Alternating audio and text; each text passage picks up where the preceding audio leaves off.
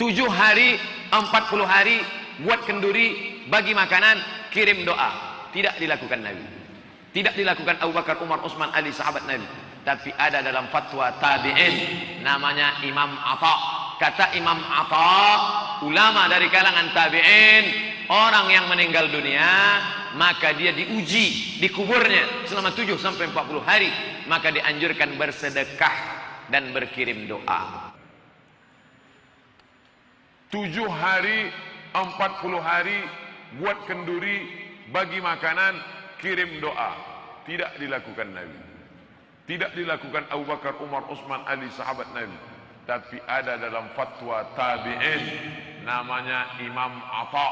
Kata Imam Atha, ulama dari kalangan tabi'in, orang yang meninggal dunia, maka dia diuji di kuburnya selama 7 sampai 40 hari, maka dianjurkan bersedekah dan berkirim doa. Assalamualaikum Pak Ustadz. Waalaikumsalam warahmatullahi wabarakatuh. Saya minta pendapat tentang tabi'in dan tabi'in yang namanya Imam Atha, karena ini dijadikan rujukan salah satu ustadz terkenal untuk memperbolehkannya acara setelah kematian 1, 2, 3, 4. Nah, bagaimanakah sebenarnya Imam Atha itu, dan apakah benar setelah ada kematian di tradisi Arab itu sama persis dengan yang ada di Indonesia? Karena kan ini ada perdebatan Pak Ustadz. Ada yang bilang bahwa kematian yang ada di Indonesia 1-2 tahun itu sama dengan di Arab.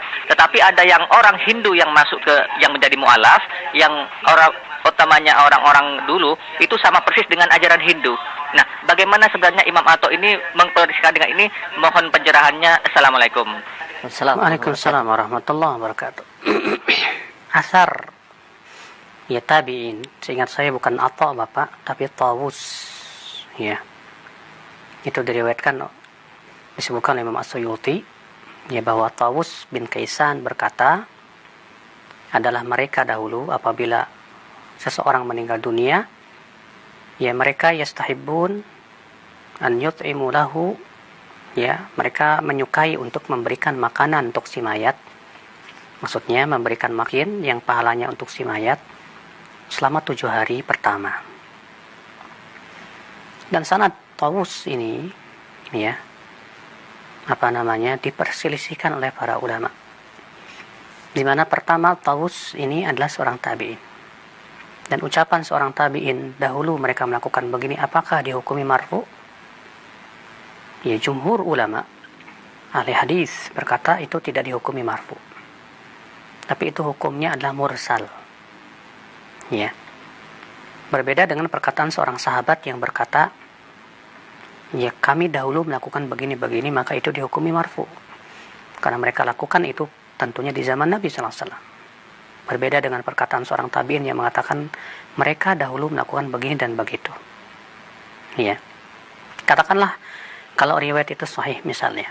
Walaupun sebetulnya pendapat yang rajih dari pendapat jumhur ahli hadis, bahwa itu adalah merupakan dihukumi mursal, dan mursal itu salah satu daripada ya periwayatan yang dhaif, tidak sahih. Maka kita katakan pertama bahwa ya Tawus ya mengatakan di situ mereka memberikan makan, sedekah untuk mayat.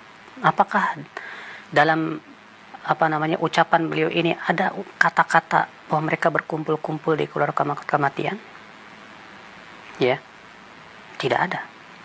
Kalau misalnya ini ada riwayat yang sahih, apakah ada di situ disebutkan bahwa mereka berkumpul-kumpul di keluarga kematian? Jawabnya tidak ada.